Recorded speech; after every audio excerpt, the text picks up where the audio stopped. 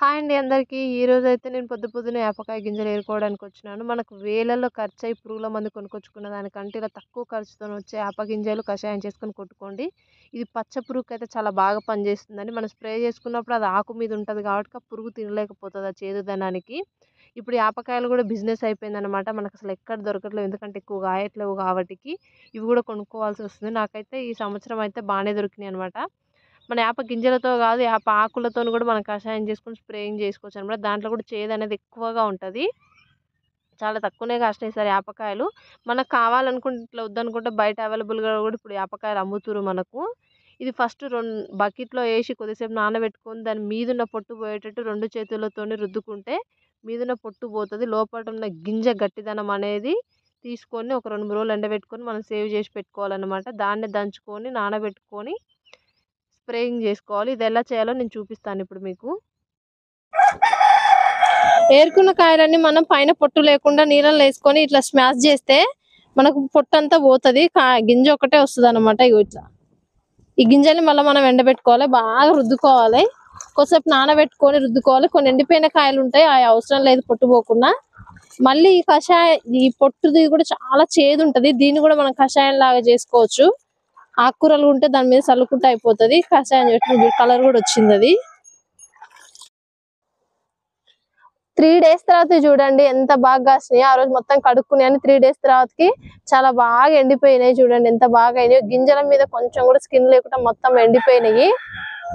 ఇవి మనము దంచుకొని రేపు కొట్టాలనుకుంటే ఈ రోజు దంచుకొని వాటర్ లో నానబెట్టుకొని స్ప్రేయింగ్ చేసుకోవాలి. ఎంత కషాయానికి ఎన్ని వాటర్ పోయాలని కూడా మీకు వీడియోలో చూపిస్తాను చూడండి.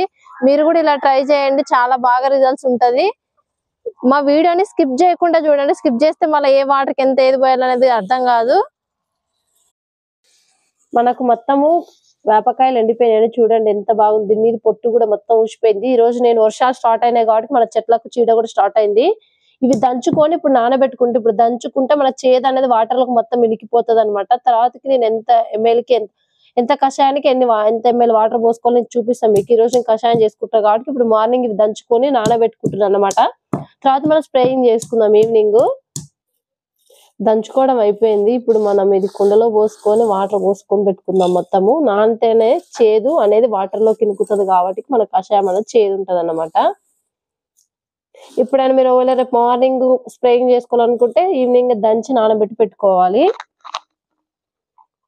మీరు ఇంకా దీంట్లో ఆయిల్, నిమ్మ ఆయిల్ కూడా యాడ్ చేసుకోవచ్చు.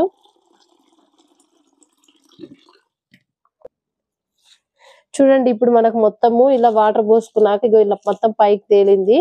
ఇది నానినాక కిందికి ఇనుకుతుంది అనమాట. మూత పెట్టుకొని మనం స్ప్రే చేసుకునేటప్పుడు తీసుకుందాం.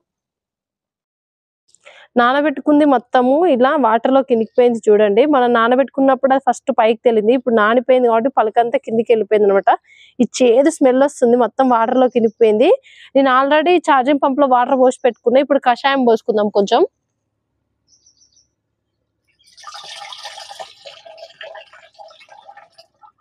ఇది కతిమ్మ కషాయం మనం మిగిలినాక కూడా స్టోరేజ్ కూడా చేసుకోవచ్చు. నేను ఇట్లా ఒకేసారి ఎక్కువ చేసుకొని ఇలా బాటిల్లో పోసుకొని స్టోరేజ్ చేసుకుంటా. ఎందుకంటే ఆర్గానిక్ కాబట్టి 2 డేస్ కి ఒకసారి మనం ఈ కషాయం అనేది కొడితేనే చెట్లకు అనేది చీడ పురుగు కూడా రాకుండా ఉంటది. దీంట్లో మనం నిమ్మ ఆయిల్ కూడా యాడ్ చేసుకోవచ్చు అండి. వేప నూనె కూడా దీంట్లో ఎప్పుడైనా కషాయం చేసినప్పుడు దీంట్లో వేప నూనె కూడా పోసుకొని నేను కొట్టుకుంటా.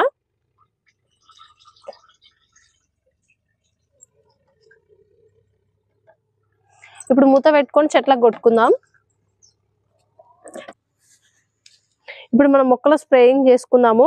చాలా వరకు మీరు కషాయాలు కానీ ఏదైనా సరే కానీ ఈవినింగ్ కొట్టుకోవడానికి చాలా వరకు ట్రై చేయండి. ఎందుకు అంటే ఈవినింగ్ టైంలోనే మనకు పురుగులు అనేవి ఎక్కువ దాడి చేస్తాయి. ఈ బయట వచ్చే మందులు మాత్రం ఎప్పుడు చేసుకున్నా కానీ ఈ కషాయాలు మాత్రం మనం ఆర్గానిక్ మాత్రం ఈవినింగ్ టైంలోనే స్ప్రేయింగ్ చేసుకోవాలి. దొండకాయ కూడా కొట్టుకుంటున్నా. దొండకాయ పండుగ వస్తుంది కాబట్టి చేదు ఉంటే మన కాయలు తినదని చెప్పి మొత్తము తడిచేటట్టు స్ప్రేయింగ్ చేసుకోవాలన్నమాట. మనకు ఇది కషాయం కాబట్టి ఆకు మొత్తం ఇలా తడిచేటట్టు స్ప్రేయింగ్ చేసుకుంటేనే మనకు పురుగు అనేది రాదనమాట.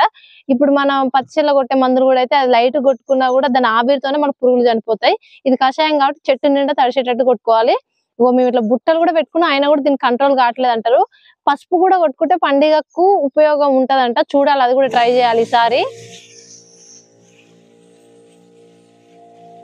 మొత్తం స్ప్రేయింగ్ చేసుకోవాలి. ఇట్లా ఏ చెట్లకైనా కొట్టుకోవచ్చు అనమాట ఈ యాప కషాయము. కూరగాయలకైనా పండ్లకైనా వేటికైనా కొట్టుకోవచ్చు.